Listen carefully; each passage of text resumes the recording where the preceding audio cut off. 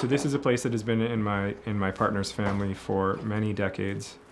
And it's a place that, as of 5 years ago, became available for a place for me to paint. And the fascinating thing about the place was that it was filled with the previous occupants' things.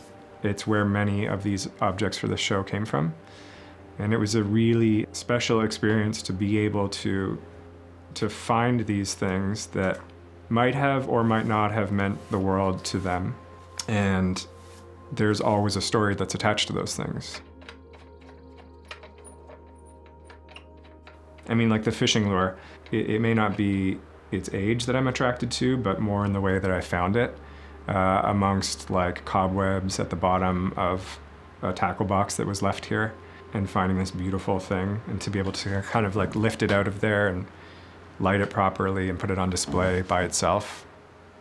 It was almost like a way to honor these objects that have been constant for, you know, who knows how long.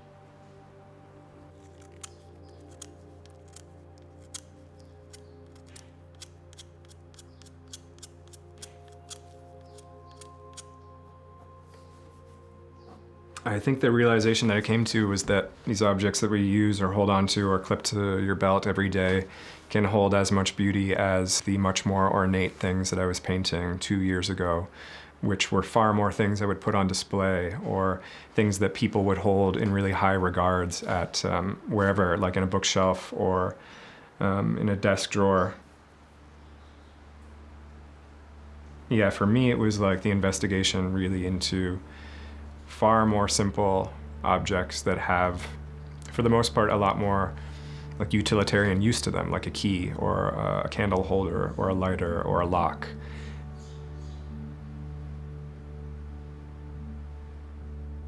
The simplicity in these ones is what I found really beautiful.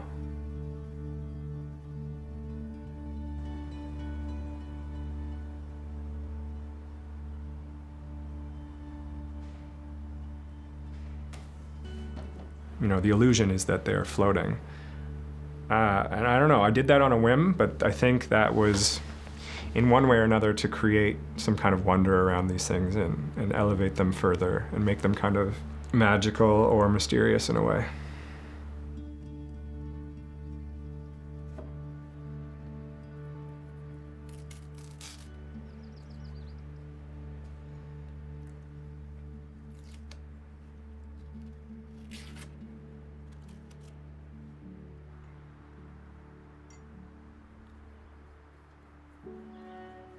I think in really like diving into my work for the first time, like really thinking about it and trying to clarify it and put it into words, I realized that I think I experienced a lot of like chaos in my life as a kid for many reasons. There was just like a lot of family chaos and quite a lot of loss, like at a young age. And the precision in which I apply like paint to canvas, I think in one way or another is kind of an antidote, or was an antidote to that.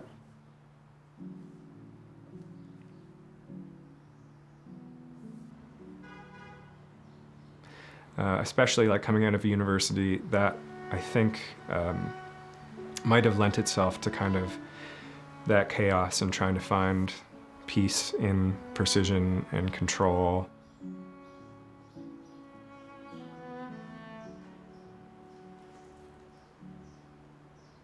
This is a painting of my father's. This was a special edition catalog he made and then had these steel frames built for the catalog to live in so that you could hang it on your wall as a piece of art, but it'd also be his, you know, his latest catalog that he had worked on. After my dad passed away, this was, I believe, a Christmas gift. My mom gave us all special edition catalogs for Christmas, and I think that this was the first painting of my dad's that I ever owned, and it was a gift from my mom. And I think this one kind of flies in the face of what we've talked about so far, in that these objects are kind of utilitarian, they're kind of mundane. This is kind of like the polar opposite. This is just like, means the world to me. And it just seemed like a beautiful way to bookend this show. I think a lot of people will look at it and not have a single clue what it is. But to me, yeah, it felt very intimate to work on this painting. And it felt like I was connecting with my dad in a way that I haven't in a long time. That's the fascinating way in which objects can hold so many memories and be tied so innately to people and to love and to life. Overall, I think that's what fascinates me about these things. Even when they're things that don't belong to me, it's fun to think about what this thing meant to someone else.